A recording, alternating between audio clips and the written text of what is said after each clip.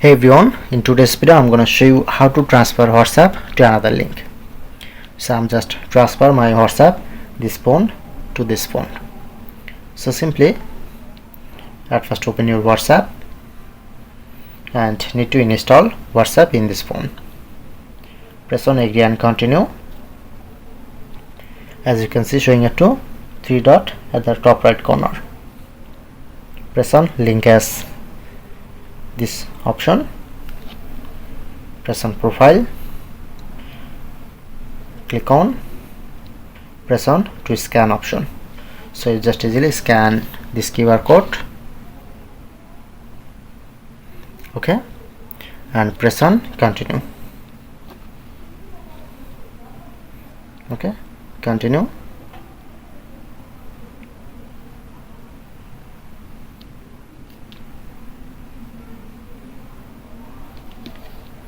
And you just wait a few seconds.